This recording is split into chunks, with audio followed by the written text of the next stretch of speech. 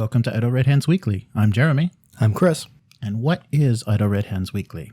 It is a period of civil wars in the galaxy. A brave alliance of underground freedom fighters has challenged the tyranny and oppression of the awesome galactic empire. Striking from fortresses hidden among the billions of stars of the galaxy, rebel spaceships have won their first victory in a battle with the powerful Imperial Starfleet. The Empire fears that another defeat could bring thousands of more solar systems into the rebellion, and Imperial control over the galaxy will be lost forever. To crush the rebellion, once and for all, the Empire is constructing a sinister new battle station, powerful enough to destroy an entire planet. Its completion spells certain doom for the champions of freedom.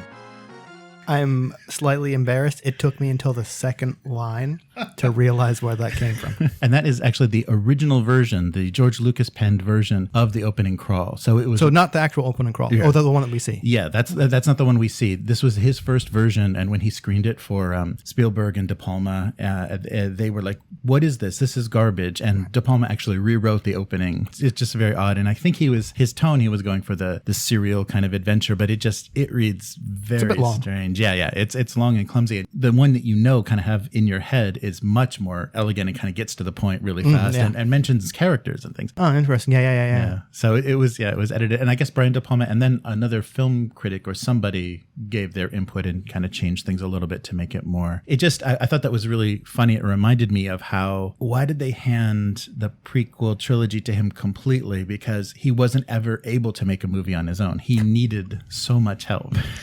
Was it help? Because, I mean, obviously other people were working on the original trilogy. Right. But from what I understand, they were also working with like a lot of deadlines and like tight budgets and stuff, I think probably also aided in the creative process and stuff where you got to go, this is good enough, or this is all we can do, or we have to do something within these limitations, which I find for me helps my creativity just kind of like, especially with deadline. If you give someone like a blank check, right, it's almost like, well, I can do whatever I want, and then things occasionally bloat. So many stories about especially the first movie being saved in editing, like looking at the first cut of it, people are like, this is unwatchable, this is so boring, this is reverse shot, this is filmed like a soap opera, why would anybody want to watch this? And his first wife was actually one of the editors responsible for saving it and making it the new style of movie that people kind of became addicted to. But I just think it's funny, and it still boggles my mind, and now it's a moot point. I mean, he handed that entire franchise over to committee, and now it's going to be run by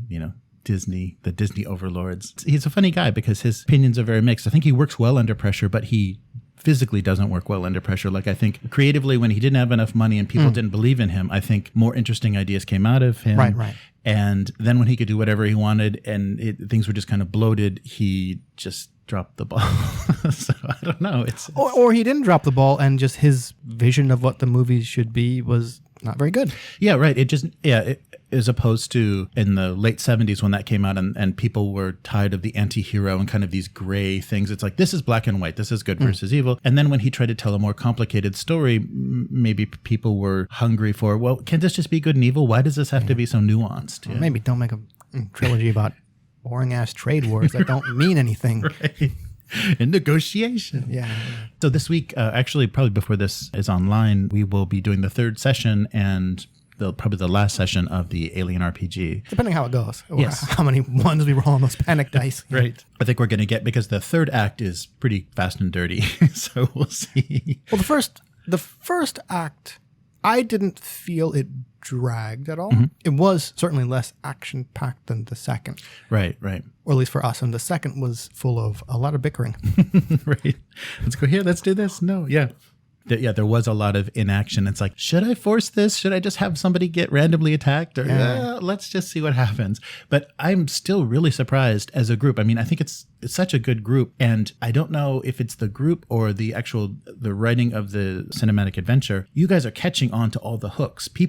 They have ideas and they say things out loud. And they're catching on to every kind of possibility that the adventure is kind of accounting for and kind of getting you ready for. So as I see people mention things like, wow, that's great. I obviously don't want to spoil this. I had planned to run this adventure, because it's the only one that exists right now, for the Kansai International RPG Day at the end of the month. That got pushed back, but prior to that, I actually reread the module, or parts of the module again, like the characters, and I figured since we were past Act 1, I actually went back and looked at Act 1. Didn't spoil anything else. Once this is over, I would be very curious to hear what that was.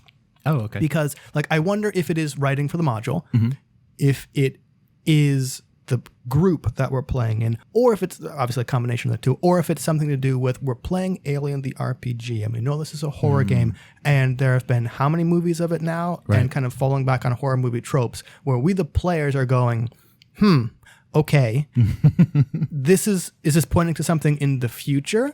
We're trying not to metagame. We also know we're playing a horror game, and you kind of have to get your characters involved.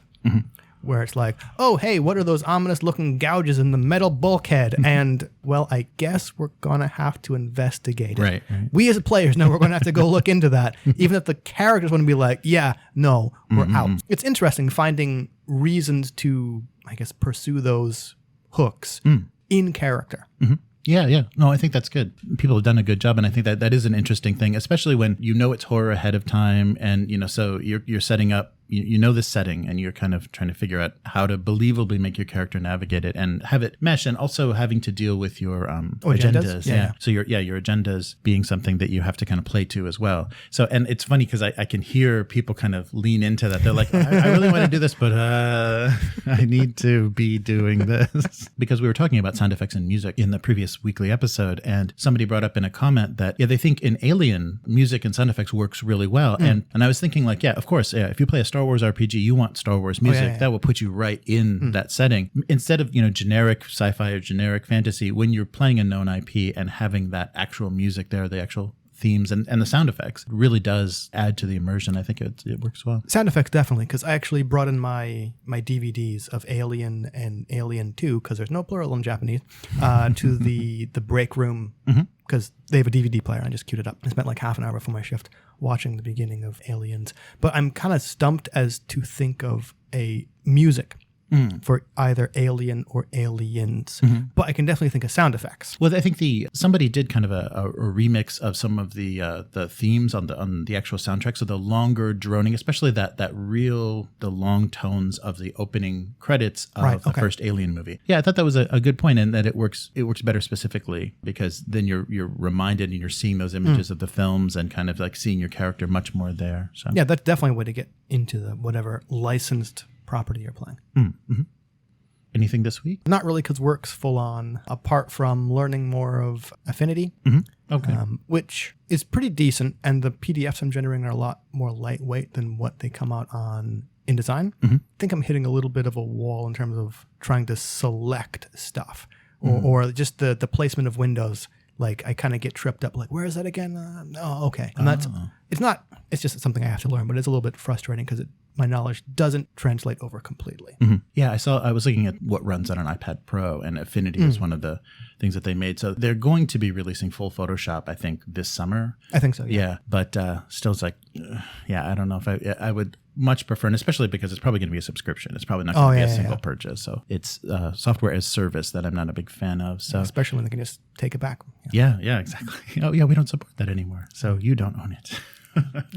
Nothing gaming related, so I'm looking forward to tonight's Alien session. Yeah. How about yourself? Be fun. Preparing for the session, and not anything. I'm not gonna. There's no other. I think props and sounds. I think I've done enough to to supplement things. So I think we're good as far as the session. I'm just gonna kind of, and maybe at the beginning, kind of go over a few of the rules that I wanted to clarify. Okay. Like we were talking about energy use for the motion tracker, and so there's a couple of roles that we missed, and probably should be doing more oxygen rolls to kind of heighten the tension there. Yeah, that was. I was thinking about that, and you don't want to it's not throwing people under the bus, but when I play a game, I definitely try and take a step back and not be the GM. But I did notice that Lyle's character was at like 1 oxygen, and we had like a half-hour conversation, and I kept thinking like, is he going to run out of O2? And have to take, his character have to take his helmet off. I'm like, it's been a while since we made one of those rolls, but yeah, and especially after the work of repairing the reactor would probably necessitate. We kind of cut at the end of that though. So we're like definitely going to make a roll for pretty much everything we use during that shift of work. Yeah. But as far as other gaming stuff, ordered a few kind of supplemental miniatures. So I've got some more Death Guard going on. And and also pre-ordered The Lost and the Damned, the next Siege of Terra book. Okay. The great advantage about Japan and the Japanese Games Workshop website is we get things 16 hours. Oh, really? Yeah. So I can pre-order stuff that's, limited versions earlier. And because it's delivered to a Japanese address, you get a first crack at it. I did not consider that. We're actually getting something before the rest of the world does for once. And actually a little bit cheaper too. Really? If you convert the currency, the Japanese price is a little bit better. So I'm happy about that. So I love those books. And I don't know if I'm ever going to talk about it. I mean, it might be something worth talking about, but the special edition books that they're doing are gorgeous. And the story is really good. It's really, kind of Avengers Endgame feeling because it's tying up everything they've been doing for, what is it, 8-9 years now with Horus Heresy? Oh, right. Horus Heresy. I was like, Games Workshop's been around longer than that. But it's tying all that up. And the really good thing that it's doing is the little characters and things it's teasing is making me want to go back and read books that I haven't read. Oh, interesting. And I think that's really well done. If that was intentional, I think that's brilliant because the series is going to end and then, the next one's never coming out. But if you haven't read the whole thing, which there probably are a majority of people that haven't, there's incentive to kind of go back and fill in some of those holes. Because there's some good books in there that I haven't read. There's a lot of filler. I mean, in 50 novels, there's going to be some dog food. Ouch. I was just going to say not as good, but okay. Right. I'm really looking forward to that. And that comes out so far ahead of the actual hardback release that it's fun. So I can read and then kind of be ahead of any spoilers or anything because people get online right away and spoil the heck out of that. But yeah, the bombardment of Terra is happening now. So first it was the kind of war in the solar system and now they're here. And how they got here is just holy. Yeah, it was great. Indeed, holy if they went through the warp. Yeah.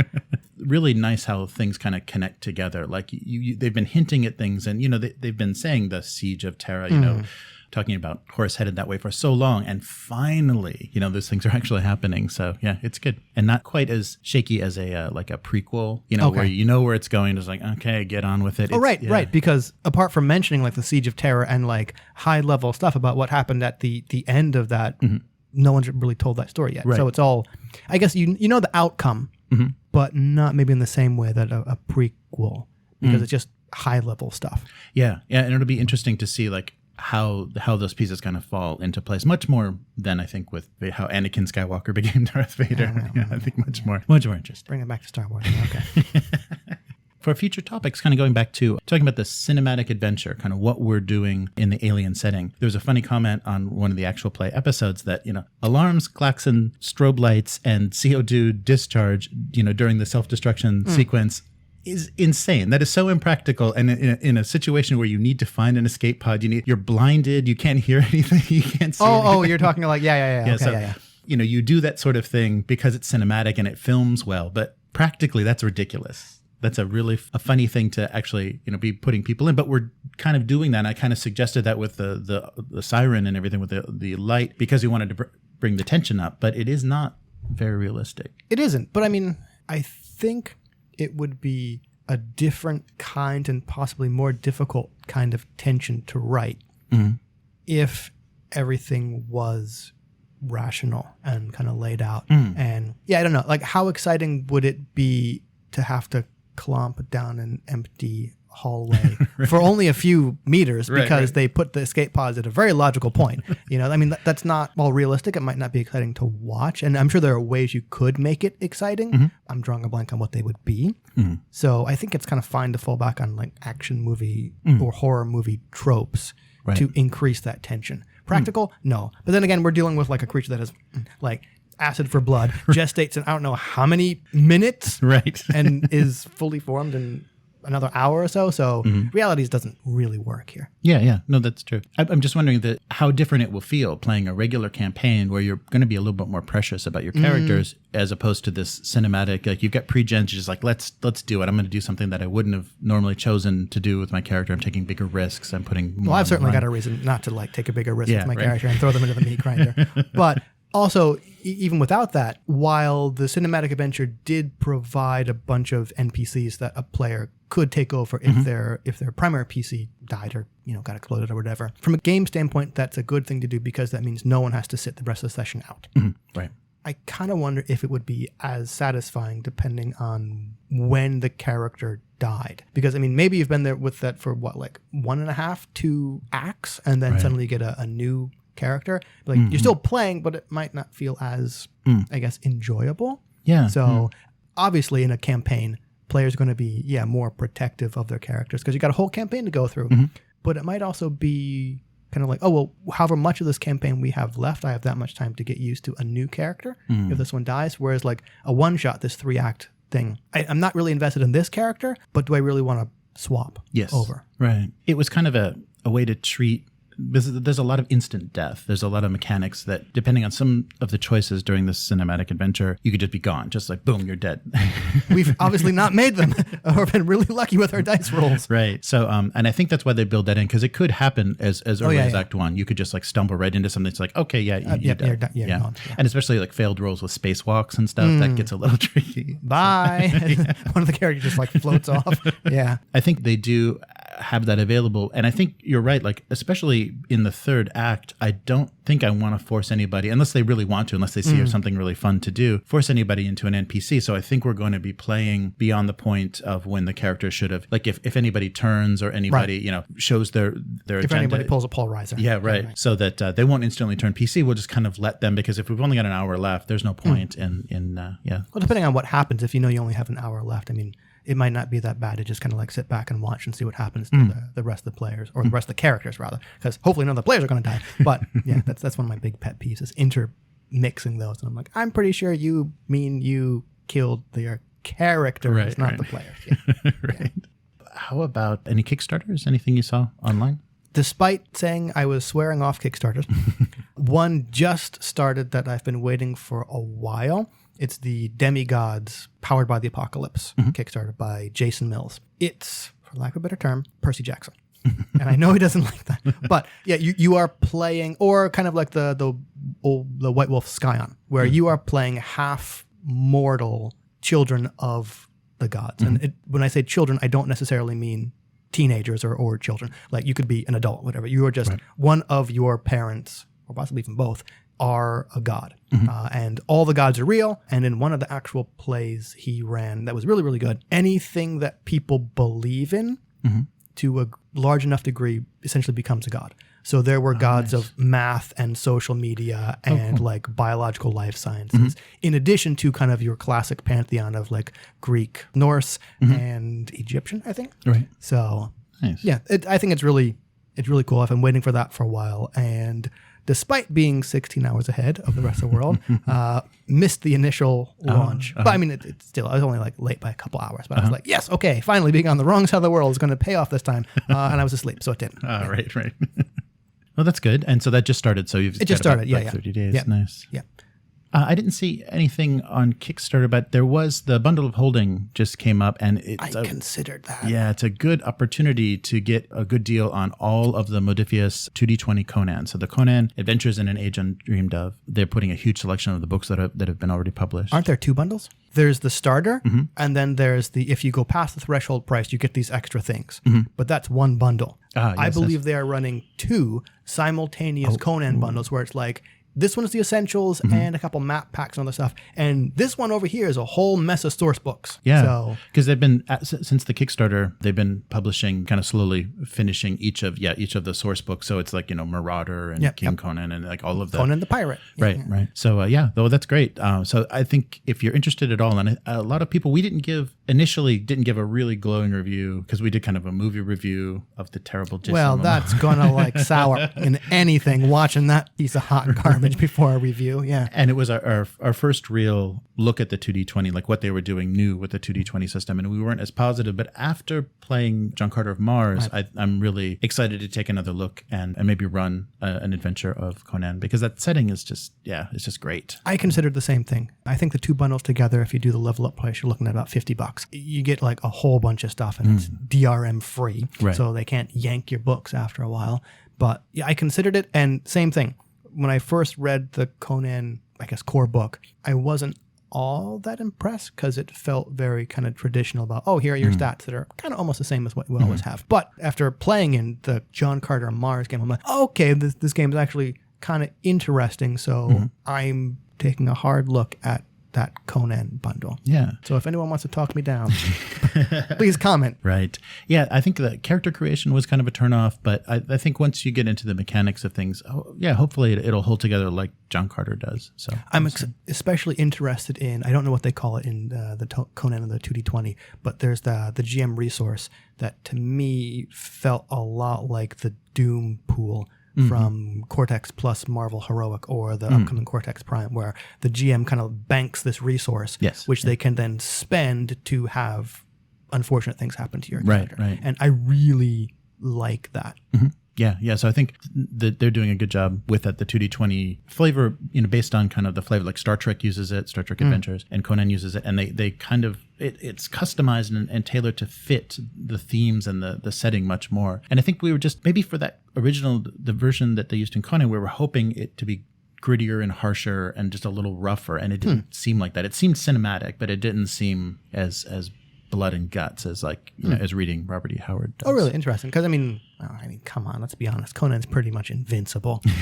I mean, he gets beat the hell up, and sometimes you think, you never really think he might die. But I mean, yeah, people are dying left and right, usually at his hand, or other things. But I wonder if they did that so that your characters survive a bit longer. Because do you really want to have to roll up characters again? Right. And by roll up, I mean make characters. You don't actually have to roll. Yeah.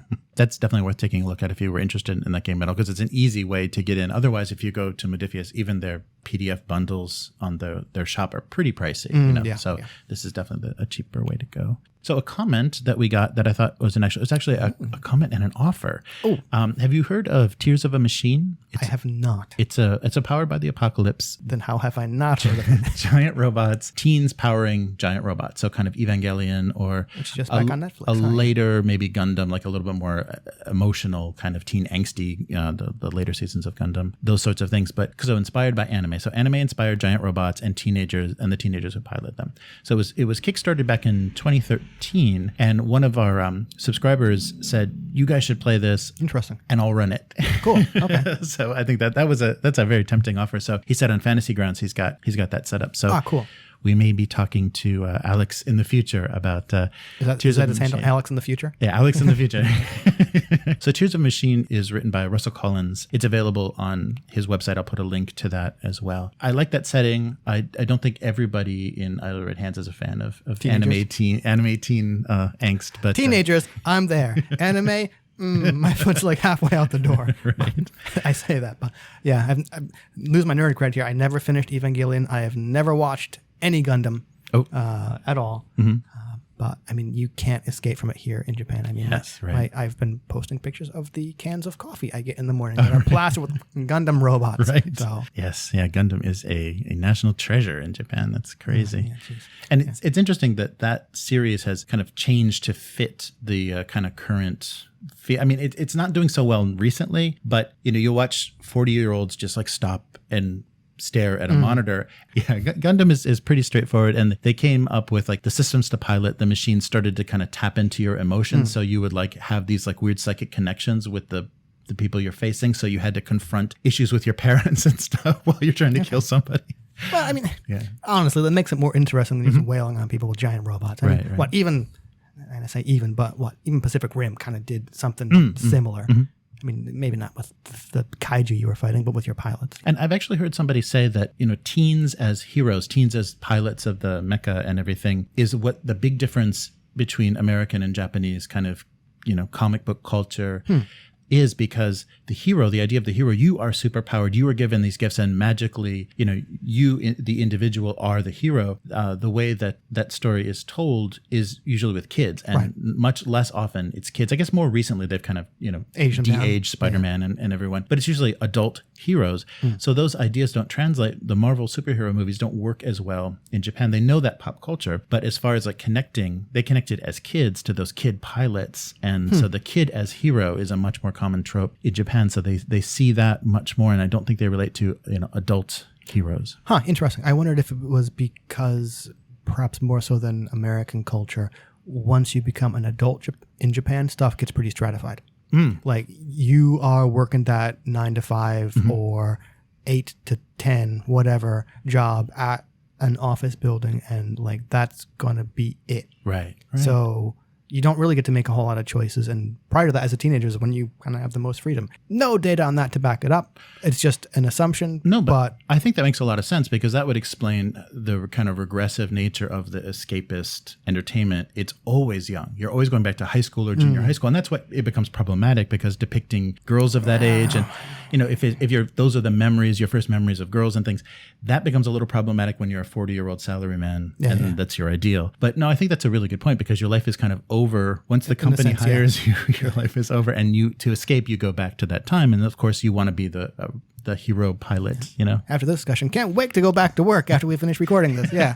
So go back to your dead. Go back to my little coffin desk. Yeah.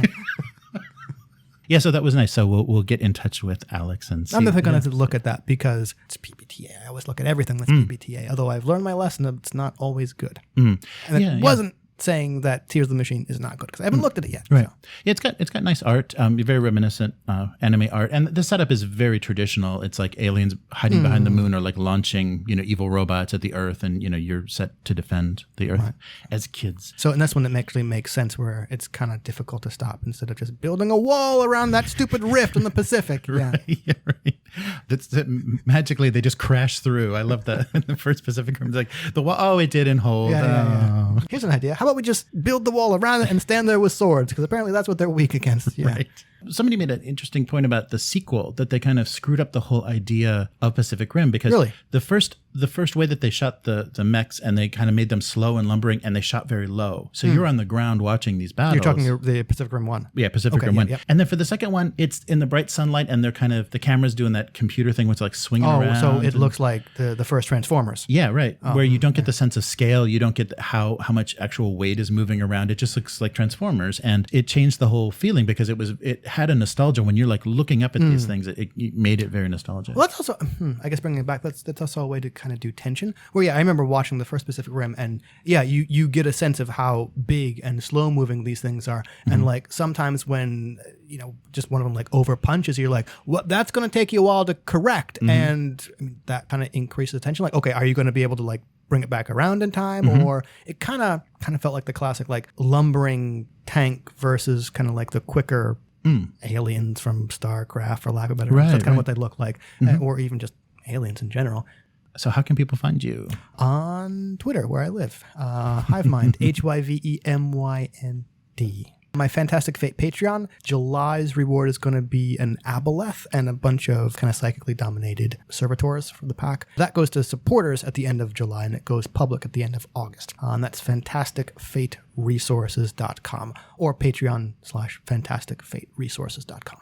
And of course, Idle Red Hands is at idleredhands.com. If you want to support the podcast, give some input, help us grow and get involved in the content, tell us what to look at and what you like to hear, please visit patreon.com/idleredhands. You can follow us on Twitter at idleredhands. Take a look at the Instagram. Occasionally there's things there. And definitely take a look at the YouTube channel if you want to see the last session of the Alien actual play, which is happening tonight. That's it for this week. We'll be back again next week.